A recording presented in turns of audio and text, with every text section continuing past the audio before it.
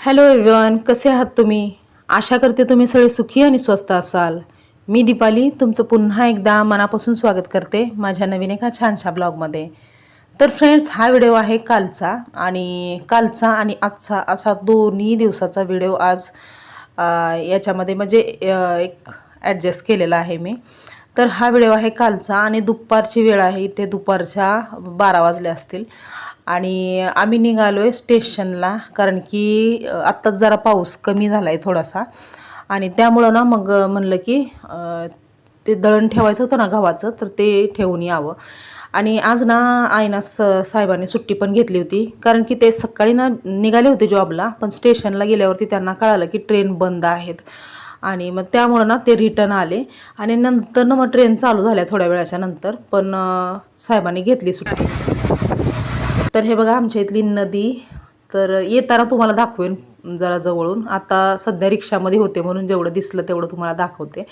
तर ना भरली आहे नदी, पण एवढं काही हे नाही आहे, म्हणजे अर्ध्यापर्यंत आहे, एवढी फुल नाही भरली अजून. तर जर असाच पाऊस चालू राहिला तर मग फुल भरेल मात्र. तर इथे ना स्टेशनला आल्यावरती पीठ जे आहे ते दळायला ठेवलं आणि त्यानंतर ना एक सेलिब्रेशनचं हे घेतलं, पॅकेट घेतलं, कारण की आमच्या बाजूचे म्हणजे आमचे शेजारचे आहेत ना, त्यांच्या मुलीचा बड्डे आहे, छोटी आहे, तर असेल 8-9 वर्षाची.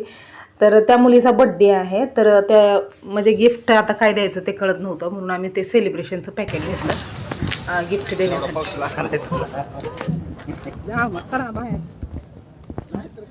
मोबाईलवरती पाणी भरतं ना. आणि त्यानंतर आम्ही थोडंफार काही सामान वगैरे घ्यायचं होतं ते घेतलं. आणि असं ना बाईकवरती फिरायची सवय आहे, पण हे असं रिक्षाने आलं की मग काही काय असं सामान वगैरे घ्यायचं म्हणलं की पायी पायी जावं लागतं, त्यामुळं ना कंटाळा येतो खूप.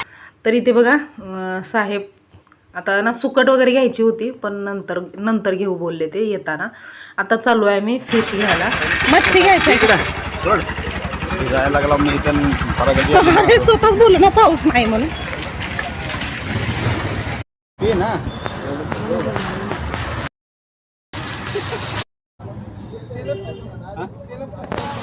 हे चिलापच आहे ना ते कसे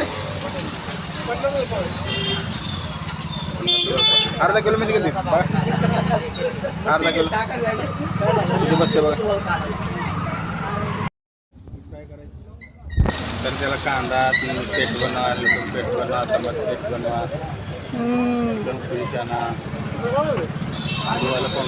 ही कुठली आहे? ही कुठली आहे?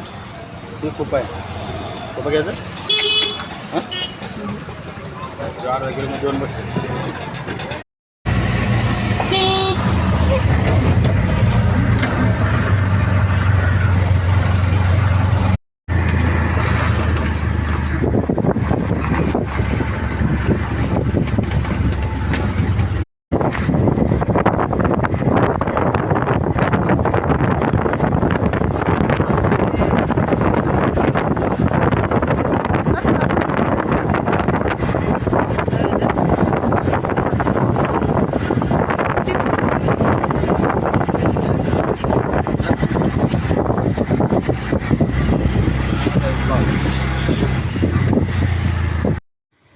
तर इथे पोचलोय आम्ही घरी आणि सुट्टीचा दिवस असला साहेबांचा की मग ही गादी वगैरे अशीच असते बाहेर, म्हणजे टी व्ही बघत बघत पडलेले असतात ते फॅनच्या खाली. आणि ते बघा हे सामान आणलं आम्ही, थोडंसं मुलांसाठी खायला वगैरे पण आणलं, खाऊ वगैरे, आणि मच्छी वगैरे आणली, दूध आणलं, आणि ना टमाटे आणि कांदे आणायचं ते राहून गेलं. कारण की ना अर्ध्या रस्त्यात म्हणजे आम्ही जेव्हा मच्छी घेऊन वापस चाललो होतो ना रिक्षा स्टँडवरती, म्हणजे सुकट वगैरे घ्यावं म्हणून चाललो होतो आम्ही, तेवढ्यातच आम्हाला ना रिक्षा भेटली रस्त्यातच. आणि मग साहेब बोलले की असू दे, मग आज सुकट राहू दे, मी उद्या कामावरून येताना घेऊन येईन आणि आपण जाऊया डायरेक्टली, कारण रिक्षा भेटली होती म्हणून मग आम्ही डायरेक्टली आलो असंच. आणि इथे बघा घेतलेत बेसनचे लाडू. तर बेसनचे लाडू ना मला खूप आवडतात, पण ना हे मी टेस्ट करून बघितले तर ना याच्यामध्ये ना साखर भरपूर होती. म्हणजे ना मी पहिल्यांदाच हे बेसनचे लाडू बाहेरून घेतलेत, नाहीतर ना घरातच बनवलेले छान लागतात याच्यापेक्षा. पण ना म्हणलं की असतील हे पण टेस्टी म्हणून मी घेतले, पण याच्यामध्ये ना भरपूर प्रमाणात साखरच होती आणि काय काय रवा वगैरे होता वाटतं त्याच्यामध्ये ना. बेसनचं तर थोडं पण चव लागली नाही मला बेसनची त्याच्यामध्ये, आणि म्हणजे ते फसल्यासारखं झालं, म्हणजे लाडू उगच घेतले असं झालं. तर खूप साखर होती म्हणून ना आम्ही जास्ती काही खाल्ले नाहीत ते लाडू.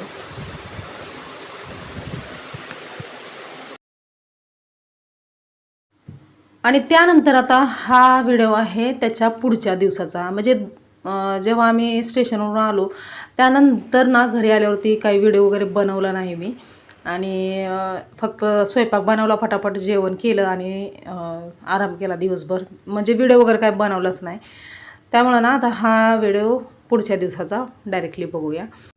तर गुड मॉर्निंग फ्रेंड्स, आणि पुढच्या दिवसाच्या पहाटेच्या 3:30च्या वेळेतल्या ह्या नवीन दिवसाच्या सुरुवातीमध्ये तुमचं सगळ्यांचं मनापासून स्वागत आहे. तर फ्रेंड्स, पहाटेची 3:30 वाजलेलीची वेळ आहे आणि इथे मी उठली आहे डबा बनवण्यासाठी. तर हे तर रोजचंच काम आहे आपलं, प्रत्येकीचं एक ठराविक वेळ ठरलेली असते, म्हणजे ह्या वेळेमध्ये उठायचं आणि म्हणजे मेन तर काम असतं डबा बनवून द्यायचं. तर इथे मी डबा बनवण्यासाठीच उठलेली आहे, आणि 3:30ला उठायचं म्हणलं की मध्यरात्रच असते, आणि अशा वेळेमध्ये म्हणजे पहाटे म्हणा किंवा कधीही म्हणा उठायचं म्हणलं ना तर खूप कंटाळा येतो आपल्याला, उठणं खूप म्हणजे आळसदायक असतं. पण ना मेन तर काय माहिती आहे का, उठलं ना एकदाशी तरच आपली कामं होतात, आणि जेवढं आपण आळस करणार ना तेवढा जास्ती आळस वाढत राहतो. म्हणजे आज आपण ह्या गोष्टीचा आळस केला, उद्या दुसऱ्या गोष्टीचा आळस केला, म्हणजे दिवसेंदिवस जर आपण कुठल्याही गोष्टीचा आळस करत राहिलो ना तर मग आपला आळस जो आहे तो वाढतच असतो. त्यामुळं ना आळसवरती ना कंट्रोल करायचं. आणि 3:30चा अलाराम वाजल्या पटकन मी उठत असते. आणि मेन तर ना मी एक आयडिया करत असते की मोबाईल ना माझ्यापासून थोडंसं जास्ती लांब अंतरावर ठेवते, म्हणजे अलाराम चालू झाला की मग ते अलाराम बंद करण्यासाठी मला उठावं लागतं, आणि एकदाशी उठलं की मग पुन्हा मग आळस येत नाही, आणि मग उठलं की मग उठावंच लागतं. त्यामुळं ना मग मी आणि काय असतं माहिती आहे का, मेन जर आपल्या मोबाईल जर आपल्या जवळ असेल ना तर मग जर आपल्याला कंटाळा आला, आळस आला तर आपण पटकन ते अलाराम बंद करतो आणि पुन्हा थोड्या वेळ 10 मिनटं, अजून 10 मिनटं असं म्हणून आपण झोपत असतो, आणि तेच 10 मिनटं कधी 1 तास बनतील, कधी अर्धा तास बनतील हे आपल्याला कळत नसतं. त्यामुळं ना मग मी होता होईल तेवढं ना ती आयडिया करत असते की मोबाईल ना झोपताना माझ्यापासून खूप अंतरावरती ठेवते, लांब ठेवते एकदम. म्हणजे अलाराम वाजला की ते अलाराम बंद करण्यासाठी उठते, आणि उठले की डायरेक्टली फेस वॉश वगैरे करते, ब्रश वगैरे करते, आणि डायरेक्टली मग एकदाशी फेस वॉश आणि ब्रश वगैरे केला आणि थोडंसं ना बाहेर येऊन उभारलं ना बाल्कनीमध्ये, तर फ्रेश वातावरणामध्ये ना जेवढा काही आळस असतो ना तेवढा आळस निघून जातो, आणि एकदम फ्रेश म्हणजे उत्साही हे वाटतं एकदम. कारण की पहाटेचं वातावरण तर एकदम पॉझिटिव्ह असतंच असतं, आणि त्यामध्ये जर आपण फ्रेश वगैरे झालो ना त्यामध्ये मग छान वाटतं, एकदम थंडगार हवा वगैरे लागते बाल्कनीमध्ये. त्यामुळं 5 मिनटं बाल्कनीमध्ये उभारले, आणि त्यानंतर मग आता इथे स्वयंपाकाला सुरुवात करणार आहे. तर इथे ना मी आज ते अख्खा मसूर बनवणार आहे. रात्री कांदा काही ते मच्छी वगैरे बनवली होती तर तीच होतं, आणि त्यामुळं ना मग आता म्हणजे आम्ही काही भाजी वगैरे आणली नव्हती, फक्त कांदे टोमॅटो वगैरे आणले साहेबांनी. पण आता म्हणलं की अख्खा मसूर बनवावा, आज येताना साहेब भाजी घेऊन येतील काय. तर अख्खा मसूर ना मी शिजायला ठेवलेला आहे. तर प्रत्येकाची ना वेगवेगळी पद्धत असते भाज्या बनवण्याची. कोण कशा पद्धतीने बनवतो, कोण कशा पद्धतीने बनवतो. तर मी ना अख्खा मसूर बनवताना अगोदर ना त्याला शिजवून घेत असते कुकरमध्ये. पण आता कुकरमध्ये ना थोडासा भात आहे, त्यामुळं ना मग मी टोपामध्ये शिजायला ठेवलं आणि एकदम मऊसूत असं अख्खा मसूर शिजवून घेतलं ना, त्यानंतर मग त्याला ना कांदा टोमॅटो वगैरे टाकून फोडणी देत असते. तर इथे अख्खा मसूर शिजतंय तोपर्यंत इथे ना मी चहा पण बनवून घेते. कारण की एकदाशी ना मग हे आपलं चपात्या वगैरे बनवायच्या ह्याच्यात लागलं ना, मग पुन्हा चहा बनवायला ना म्हणजे हे होतं, डिस्टर्ब झाल्यासारखं होतं. ते चपात्या बनवायला एकदाशी चालू केलं ना, तर मग मला दुसरं कुठलं काम सांगितलं की मला म्हणजे हे होतं, डिस्टर्ब झाल्यासारखं होतं. त्यामुळं ना मग अगोदरच आता चहा बनवून ठेवते. आणि आता थोड्या वेळातच साहेब उठतात, म्हणजे अर्ध्या तासाच्या नंतर साहेब उठतात. कारण की मग त्यांना आजकाल ते लवकर जावं लागतं ना, कारण ते रिक्षाने जाता येतं आणि रिक्षाने जायचं म्हणलं की मग वेळेपेक्षा एक 15 मिनटं तरी अगोदर जाऊन उभं राहावं लागतं गेटवरती. म्हणून ना आता एवढे दिवस कसं 5ला मला डब्बा तयार करावा लागत होता, 5 वाजेपर्यंत पहाटेच्या. पण आता ना 4:30लाच मला डब्बा तयार करावा लागतो. तर थोडंसं मी पण पटापट घाईघाईमध्ये सगळं करत असते. आणि साहेब पण अर्ध्या तासच उशिरा उठतात माझ्यापेक्षा. म्हणजे 4ला उठले की मग डायरेक्टली आंघोळ वगैरे करून हे ते तयारी वगैरे करेपर्यंत त्यांचं पण म्हणजे 4:30 होतात आणि 4:30ला मग ते घराच्या बाहेर निघतात. तर आता इथे ना पीठ वगैरे मळून घेतलं आणि आता बऱ्याच दिवसापासून ना चपात्या वगैरे नव्हत्या बनवल्या. त्यामुळं मग खूप म्हणजे हे वाटत होतं. आता चपात्याची सवय आहे तर काय करायचं. आता चपात्या म्हणजे कंटिन्यू भात पण खाल्ला तर कंटाळा येतो आणि भाकर तर आम्हाला गिळत नाही आणि चपात्याची सवय आहे. त्यामुळं ना इथे आता चपात्याचं पीठ मळून घेतलं आणि सकाळी सकाळी नाश्त्याला म्हणजे माझ्या मुलांना ते ठोस खारी वगैरे हे आवडत नाही. कधीतरी असं बायचान्स खाल्लं तर खातो आम्ही आवडीने. नाहीतर असं सहसा मला रोज म्हणलं ना तर आम्ही चहा चपाती किंवा काहीतरी भाजी वगैरे बनवली असेल ते चपाती डायरेक्ट असं मी देत असते. मुलांना चहा म्हणजे काय बिस्किट वगैरे असं जास्ती देत नसते, कधीतरी देत असते. त्यामुळं ना मग ते आम्हाला चपात्याची सवय आहे. तर आज फायनली चपात्याचं पीठ होतं, त्यामुळं जरा आनंद होता मनामध्ये. तर फ्रेंड्स आता चपात्याचं पीठ मळून ठेवलं साईडला आणि चपात्याचं पीठ नाही म्हणतात 10 ते 15 मिनटं असं मुरलं ना व्यवस्थित तर चपात्या छान होतात. तर आता इथे ना अख्खं मसूर जे आहे ते एकदम शिजलं होतं छान आणि त्यालाच ना मी ते स्मॅशरने ना घरटून घेतलं पूर्ण व्यवस्थित, एकदम मऊसूद असं घरटून घेतलं. आणि ना अशा पद्धतीने घरटून घेतलं ना मग अख्खा मसूरला ना एक थिकनेसपणा येतो छान असा. आणि जास्तीनं ते शेंगदाण्याचं कूट वगैरे मला टाकायला आवडतच नाही, शेंगदाण्याचं कूट भाजीमध्ये. त्यामुळं ना मी होता होईल तेवढं एकदम कमीत कमी शेंगदाण्याचं कूट लागावं एवढं असं काहीतरी करत असते. तर इथे ना ही भाजी घरटली काही ही डाळ असते ना घरटली ना तर एक थिकनेसपणा येतो. त्यामुळं ना शेंगदाण्याचं कूट एकदम कमी टाकते मी याच्यामध्ये आणि खूप टेस्टी भाजी होते. ते अख्खा मसूर असं टाकलं ना तर त्याचं एवढं काही छान लागत नाही ते. पण असं घरटून घेतलं ना तर खूप छान टेस्ट येते, म्हणजे त्या डाळीची टेस्ट पण उतरते ना पूर्ण ह्याच्यामध्ये रस्स्यामध्ये, तर छान लागतं. तर आता ते घरटून घेतलं, त्यानंतर कांदा टोमॅटो अद्रक लसणाची पेस्ट काळं तिखट वगैरे टाकून ना मी जसं नॉर्मली भाजी आपली असते प्रत्येक बारीची तशीच भाजी इथे बनवली आणि भाजी तयार झाली. आता पटकन मी डब्यासाठी चपात्या बनवते इथे. तर एक तशी भाजी तयार झाली ना मग अर्ध्यापेक्षा जास्ती काम झाल्यासारखं वाटतं आणि चपात्या काय पटकन होऊन जातात. चपात्या 1-2 चपात्या लागतात फक्त, पटकन होऊन जातात.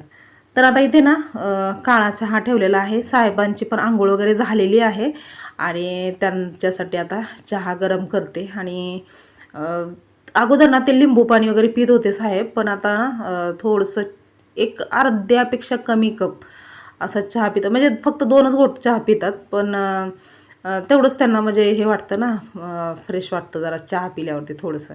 तर अर्धाच कप फक्त इथे चहा देते मी त्यांच्यासाठी. आणि कधी कधी ठोस वगैरे असले तर ठोस वगैरे देते, पण काल ठोस आणायचं लक्षातच नाही मला. कारण जेव्हा आम्ही ते मार्केटमध्ये फिरत होतो बाजारामध्ये तेव्हा ना अचानकच ते रिक्षा आला ना आणि रिक्षा भेटल्या मग साहेब पटकन रिक्षामध्ये बसले आणि ते बोलले की संध्याकाळी जेव्हा आपण दळण घ्यायला येऊ ना तेव्हा मग काय काय अजून तुला घ्यायचं ते घे, पण आता चल घरी. म्हणून आम्ही आलो होतो. पण नंतर ना मग संध्याकाळी जायचं होतं तिकडे स्टेशनला दळण घ्यायला, पण वैभूदादा जाऊन घेऊन आला. कारण साहेबांना झोप लागली होती दुपारी, आले आले ते झोपले जेवण करून, त्यांना झोप लागली होती म्हणून त्यांना उठवलं नाही आणि डायरेक्टली मग वैभूदादानीच दळण वगैरे घेऊन आला. म्हणून ना ते ठोस वगैरे आणायचं लक्षातच राहिलं नाही नंतर ना. आणि ना पहाटे पहाटे तसं पण जास्ती काय खावंसं वाटत नाही, तर एखादा दुसरा ठोस वगैरे खाऊन जात असतात ते त्यांना. म्हणजे एखादा दुसरा ठोस खाल्ला तर मग तर 1 तास 1.5 तासाचा प्रवास आहे ना, मग ते जरा ठीक असतं पोटामध्ये. नाहीतर मग काही पोटामध्ये नसलं ना ते कोरड्या ओखाऱ्या वगैरे आल्यासारखं त्यांना पण होतं तसं. पण आता आज विसरलं ते ठोस वगैरे आणायचं म्हणून ते राहून गेलं. तर फ्रेंड्स, साहेबांचा डबा वगैरे दिला. ते गेले त्यांच्या जॉबवरती आणि त्यानंतर ना लगेच इथे चालू झालं आहे वैभवदादाचा डब्बा बनवायचं काम. आणि वैभवदादासाठी पण डब्बा वगैरे बनवला मी, म्हणजे भाजी तर होतीच पण चपात्या वगैरे ते राहिलेल्या ते बनवल्या. त्यानंतर त्याच्यासाठी अंघोळीला पाणी वगैरे गरम व्हायला ठेवलं, कारण की आता पाऊस कंटिन्यू चालू आहे त्यामुळे थोडंसं थंड वातावरण झालं आहे, म्हणून आता ना गरम पाणी करावं लागतं. नाहीतर या एवढे दिवस ना डायरेक्टली उठला की डायरेक्ट शॉवर खाली जात होता आणि म्हणजे हे वाटायचं गरमीच्या दिवसामध्ये ना पहाटे पण कितीही म्हणजे 6ला जरी म्हणलं तरी पण थंड पाण्याने आंघोळ केलं ना तरी फ्रेश वाटत होतं. पण आता ना थंड वातावरण झाले म्हणून त्याला पाणी गरम करून ठेवलं आणि आता इथे त्याला उठवलं. तर त्याला उठवायचं म्हणलं तर ना कमीत कमी 5 ते 10 मिनटं लागतं त्याला उठवायला. उठ, ब्रश कर, उठ.